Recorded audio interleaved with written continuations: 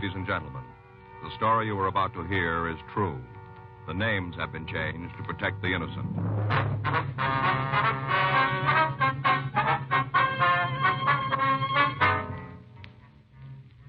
You're a detective sergeant.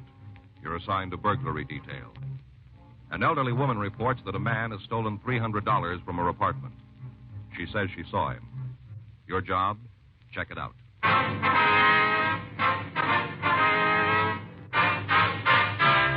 Dragnet, the documented drama of an actual crime.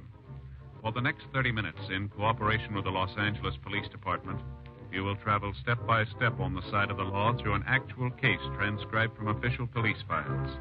From beginning to end, from crime to punishment, Dragnet is the story of your police force in action.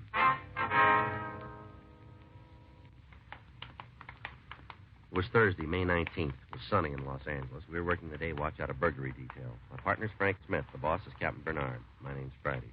We're on our way out from the office, and it was 3:47 p.m. when we got to a small apartment house on the corner of Olympic and 6th. The Topeka Arms. What's that lady's name again, Joe? Dunbetter, Martha Dunbetter. Let's see. Yeah. Here's your mailbox, number 8. Must be upstairs. Well, how do you figure that? Only 8 mail slots means 8 apartments. Yeah? Stands to reason number 8 will be on the second floor, don't it? Oh, well, I'm supposed to. Hey, Joe, wonder who comes from Kansas. What? Well, didn't you notice the plaque out in front? Topeka Arms. Yeah. That's a city in Kansas. Topeka, Kansas. Yeah, sure. Well, somebody must have come from there, the owner or the builder. Why else would they give the place a name like that? I don't know. Well, stands to reason, doesn't it? I guess so. Well, I see you're not the only one who can do it. Do what? Deduce. Oh. That's what they call it, the way you figured out number 8's the second floor. Deduction. Yeah. I was just giving you an example. When I proved that somebody connected with the building probably lived in Kansas, didn't Yeah. Right down there. 8, just like you said. Mm-hmm. Deduction never fails, Joe.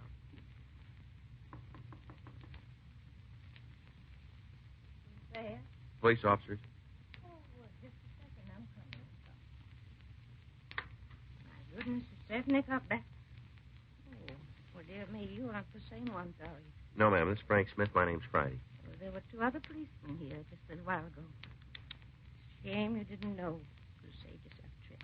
That's all right, ma'am. We knew they'd be here. They're patrol car officers. They were in the neighborhood, so they answered your call. Well, All right if we come in? Oh, my, yes. Please do.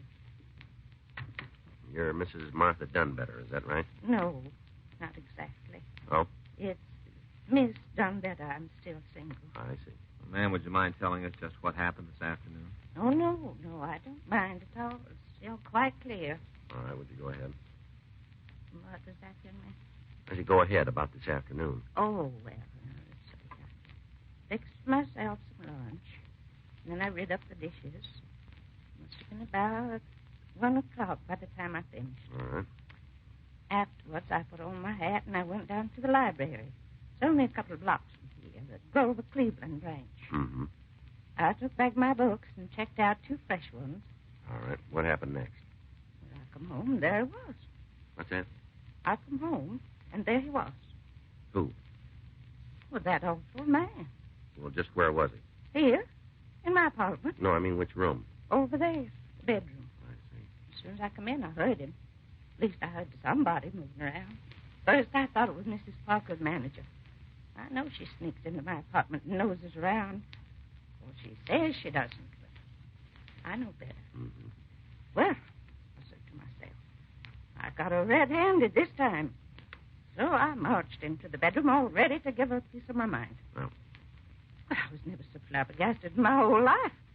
He was standing in front of the dresser, going through my pocketbook. I see. My black bag and leather. It's the one he was holding. Mm-hmm. Well, ma'am, how much money was in the bag? Well, I'm not positive. Not to the penny. About $300. In cash? Yes, sir. You see, I've been saving dimes for the past 15 years.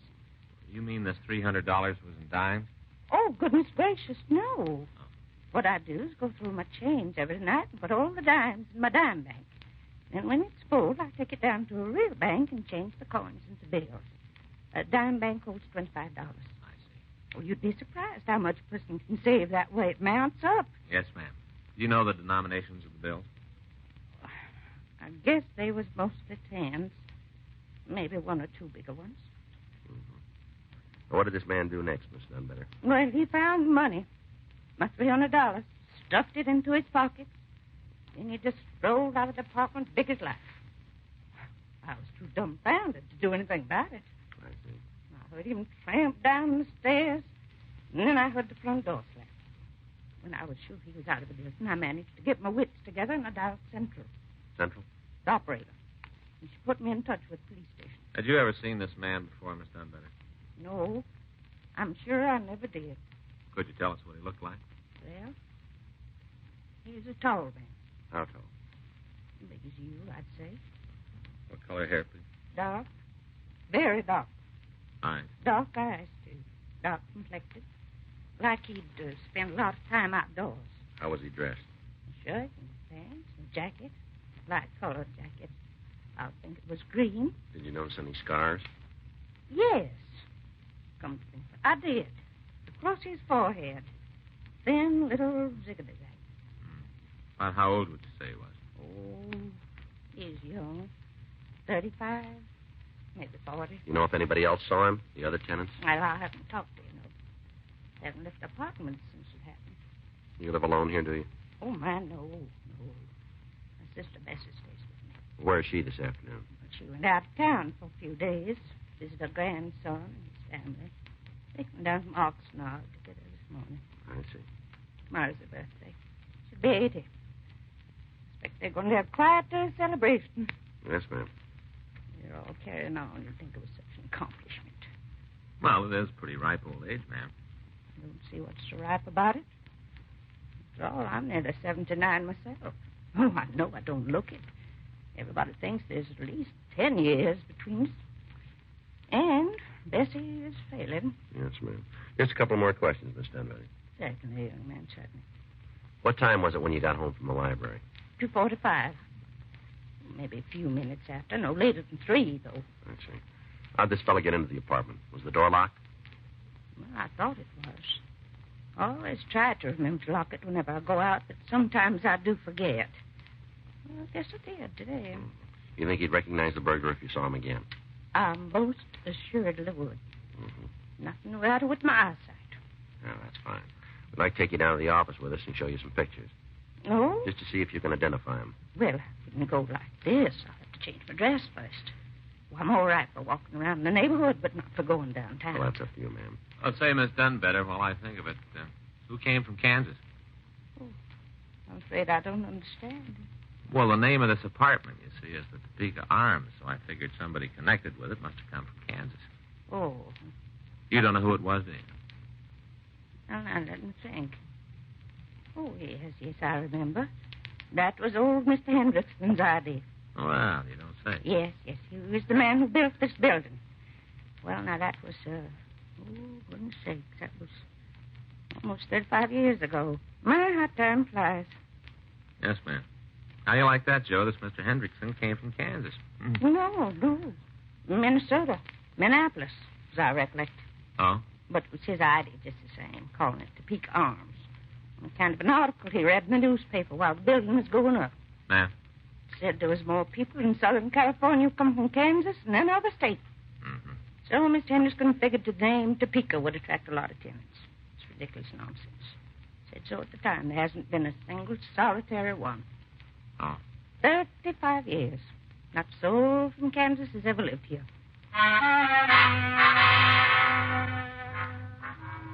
4:05 p.m. Frank and I put in a call to the crime lab. While Miss Dunbetter changed her dress, we checked the other apartments to see if anybody else had seen the burglar. Only one tenant was in. Mrs. J.T. Blade, apartment 6, informed us that she'd been out marketing at the time of the crime and had just returned home. 4:16 p.m. Lee Jones and a crew from the crime lab arrived. They began their investigation, and we drove Miss Dunbetter down to the city hall. We checked the oddity file and ran the suspect's description and MO through the stats office, and they came up with 17 possibles. We pulled mug shots and showed them to Miss Dunbetter. She was unable to make an identification. 6:13 p.m. Lee Jones reported no useful fingerprints or other physical evidence in the apartment. 6:46 p.m. We drove Miss Dunbetter home and we went off duty. The next day, May 20th, 11:17 a.m. I'll get it. Burglary Friday. Who's that? Oh, sure. Yeah. When'd he come in? I see. Oh? Well, I wouldn't know. What's he look like? Mm-hmm. Yeah, we'd like to. Right. Thanks a lot. That was Chubb Stark. Who? You know, Stark, the bartender over at the Yellow Cat. Oh, yeah. What's he want? Guy came into his place last night. He was carrying a pretty big roll. He threw it around, bought drinks for the house. Yeah. Got kind of loaded and did some talking about how easy he'd picked up the dough. Just walked in again this morning. Huh. Sound like anything to you? Well, Chubb says he's about 6 foot, black hair. Yeah. Scar on his forehead.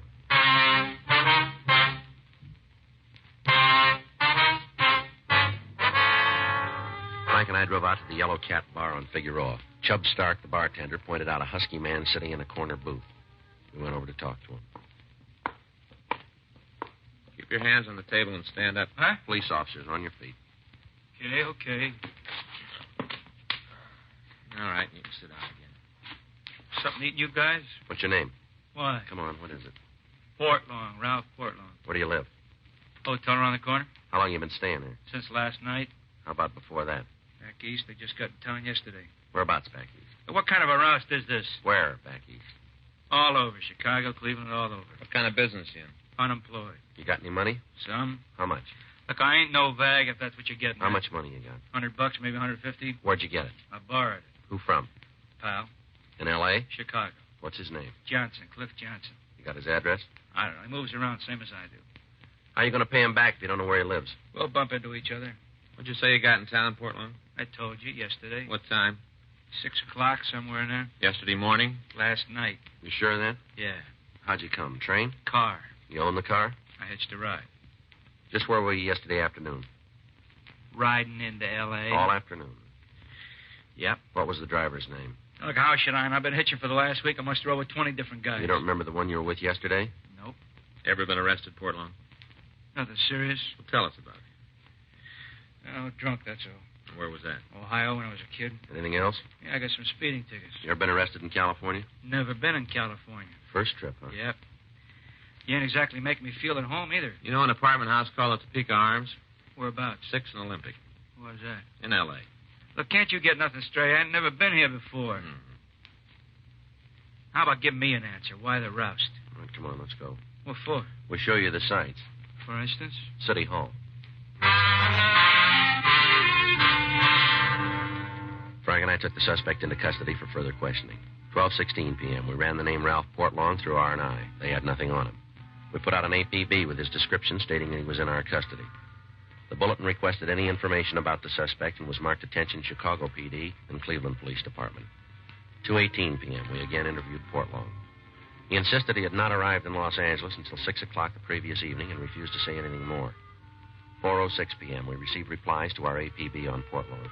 Chicago reported 2 convictions for grand theft auto, and Cleveland reported 1 conviction for burglary second degree. We telephoned Miss Dunbetter and arranged for her to attend a special show-up at the main jail. 6:17 p.m. The show-up was completed, and Frank and I took the victim back to our office. Well, ma'am, you're sure it isn't the same man? My goodness gracious, I ought to know. Yes. Let's see how you could have made such a mistake. Well, he fits your description even to the scar. But I told you it was ziggity-zag. Yeah, you did. This man's scar's entirely different. Yes, ma'am. His hair's wrong, too. Is that right? Other man had some gray in it right across here. I thought you said he was fairly young. But he doesn't have to be old to get gray. I've been gray ever since I had my appendix out. I was only 34. All right. We'll have you taken home now. It's really a shame. Ma'am? You arrested that poor fellow. And he hasn't done anything. Burglary Friday. Yeah, that's right. When'd you get it? No, not yet. Will you notify him? Right. Well, I guess we don't need to feel too sorry for Portlong. What do you mean? Another answer on her APB. Yeah? You're right, Miss Dunbetter. He couldn't have been your burglar. Well, I told you, didn't I? He was in Needles yesterday afternoon. He hitched a ride. Yeah? Slugged the driver.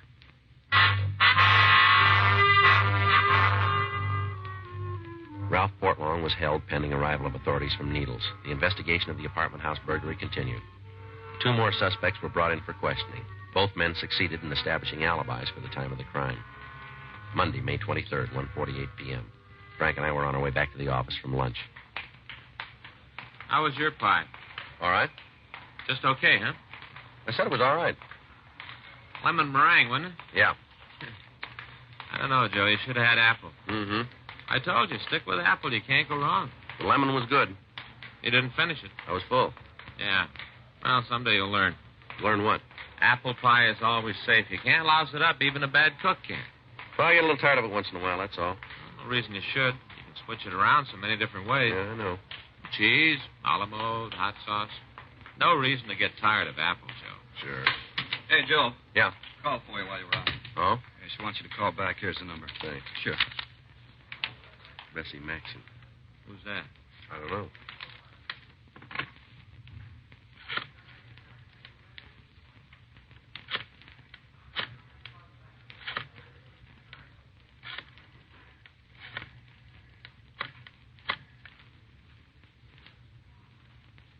Mrs. Maxon? This is the police department, Sergeant Friday. Yes, that's right. We were the ones. I guess we can. Well, is something wrong? You sure of that? All right away. Thank you for calling. Goodbye. Miss Dunbetter's sister, she just got back from Oxnard. Yeah? She says it never happened. What do you mean? The burglary. Says her sister made it up.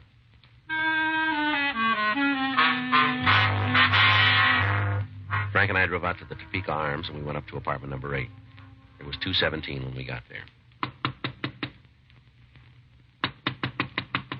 Somebody's coming again. Well, what is it? Ms. Maxon? That's right. Well, my name's Friday. I just spoke to you over the telephone. No. Yes, of course. This is Frank Smith. Oh, how do you do? I do, man. Come right along inside. Thank you. I just don't know what to say. I suppose it's all my fault for going out of town. Should never have left Martha alone. Might have known she'd be up to something. Are you positively sure about this, Miss Maxon? About what? That there wasn't any burglary?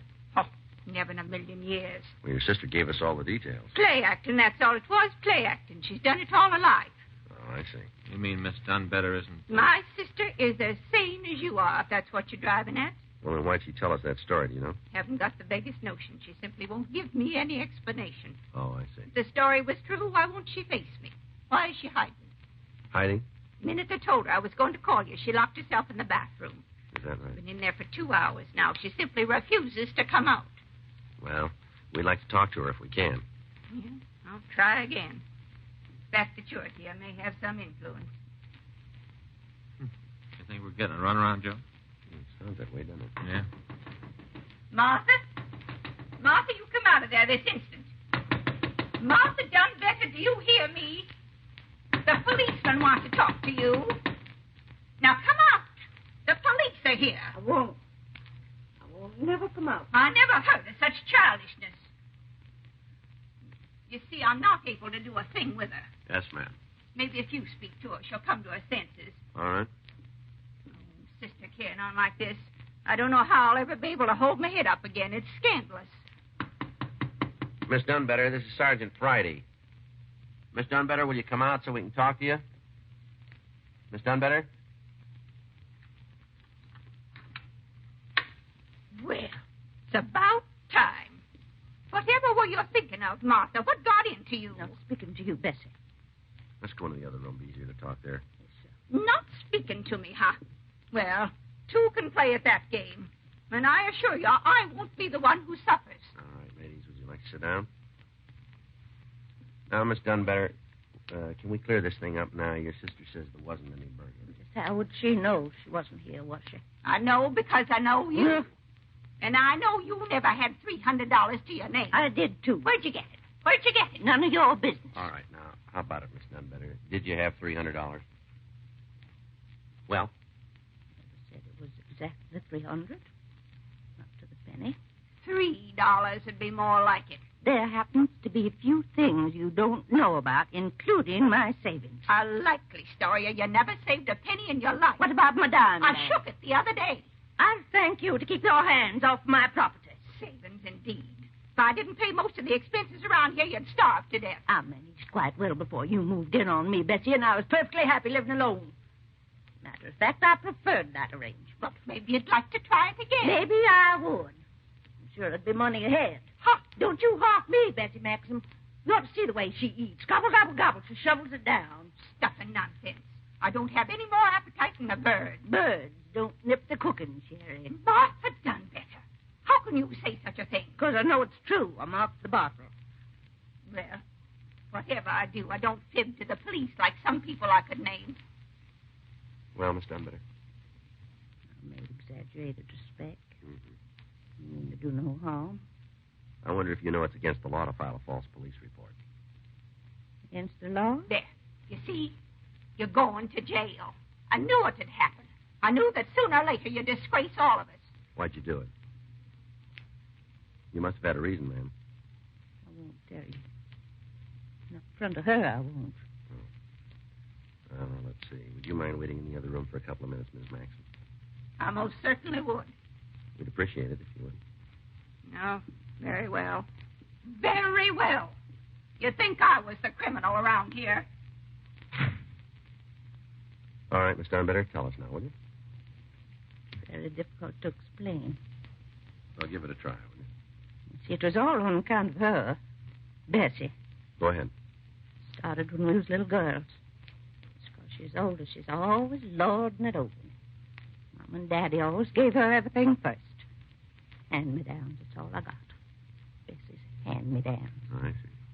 And when we grew up, I couldn't push myself very much. She's just the opposite. Belle of the ball. She had a pick of all the young gentlemen in town. The only time they'd take me out was when Bessie was busy. I don't think she didn't let me know that I had second choice. The only reason she married Horace because he took a fancy to me. Well, I had my pride, too. Wouldn't settle for her leftovers. That's why I stayed single. I see. The least she could have done was name one of her little girls after me. After all, I'm her only sister. Well, Miss Dunbetter, you still haven't told us why you reported the burglary. I am telling you. Yes, ma'am. On account of her birthday. Well, that was the last straw. She hasn't talked about anything else for months and months. It's 'cause she's 80 years old, you'd think she was the Queen of Romania. A picture in the paper, people making a fuss about her. Well, I made up my mind that for once in my life someone was going to make a fuss about me. I see. To tell you the truth, I'm not a bit sorry I did it. I mean, yes, I should be sorry, but I'm not. I really enjoyed myself. And all those questions you asked me, like I was somebody. My name was in the papers, too. First time it ever happened. Strange when you come to think about it, to live 79 years without ever seeing your name in print. Oh, but that wasn't the best part. Ma'am? The best part was Bessie not being able to horn in and take all the credit. Oh, I knew you'd find me out sooner or later, but I didn't care. I sure had the laugh on her.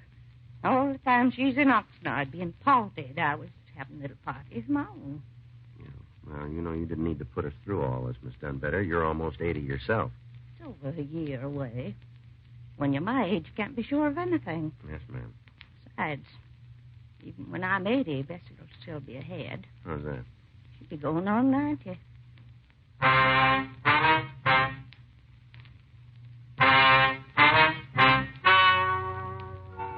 The story you have just heard is true.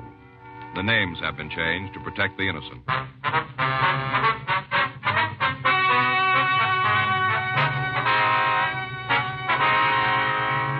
Due to the advanced age of Miss Martha Dunbetter, and because of her assurances that she would never repeat her actions, no charges were filed against her. Dragnet is a presentation of the United States Armed Forces Radio Service.